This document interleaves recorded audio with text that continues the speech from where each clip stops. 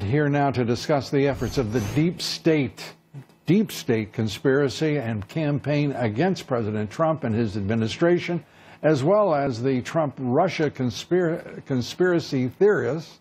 Peter Schweizer, president of the Government Accountability Institute. He's also executive producer of Clinton Cash, which is based on his best-selling book of the same name. Great to have you with us, Peter. This is a remarkable time. The deep state conspiracy, the campaign that's at work.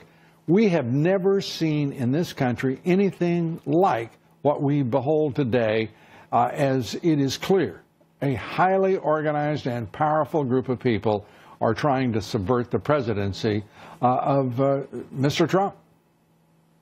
Well, let me tell you, I would recommend everybody go out at an academic book that was published last year called What Washington Gets Wrong. And it's two scholars from Johns Hopkins University who do a massive survey of senior unelected executives in government, basically the deep state, and asks them a bunch of questions. And as the authors describe, the deep state has contemptuous attitudes towards the average American.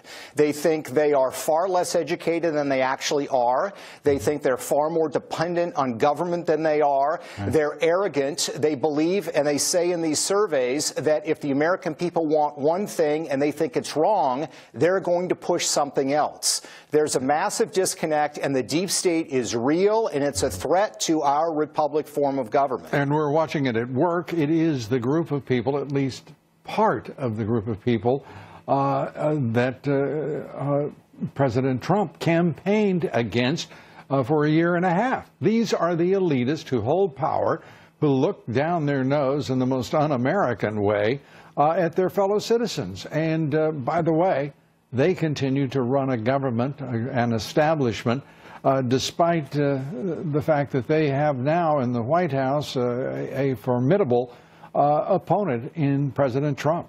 It's staggering, and to see this continue. I mean, for example, today, Peter, Michael Hayden, former head of the CIA and NSA, I love these words, saying that that Trump's illegitimate worldview is a problem, and because it's perpetrated with the left-wing media. Here it is.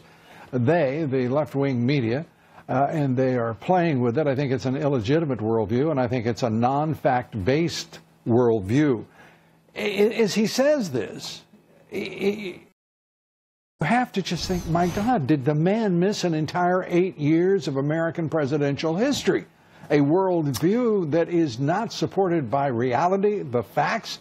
That is a perfect description of the Obama administration, is it not?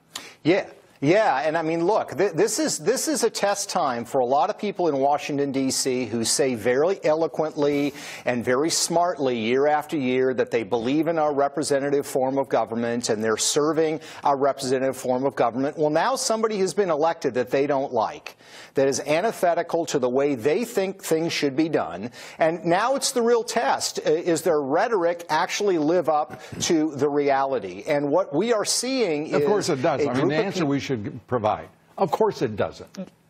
Yeah, exactly. And that is a huge problem. And I think there needs to be a lot of soul searching by people in Washington, D.C. As to what their precise attitude is, because this is how representative government works. And the people spoke, and Donald Trump was elected. You don't have to agree with what his policy prescriptions are, but you have to recognize he was selected. He is now the constitutional president of the United States. And if you are in public service, you are in public service. The public does not work for you. You work for the public, and the public made a decision last November.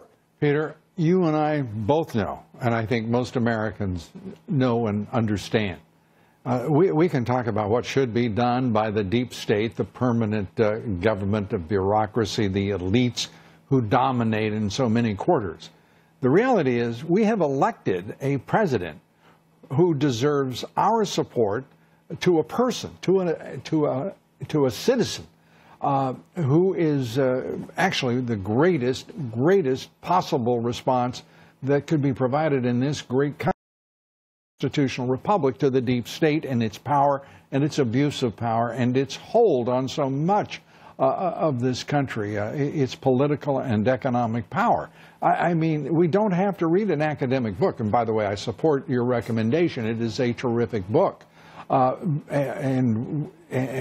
we don't also have to sit here and gaze at our navel very much here. This is a time to support the President of the United States, is it not?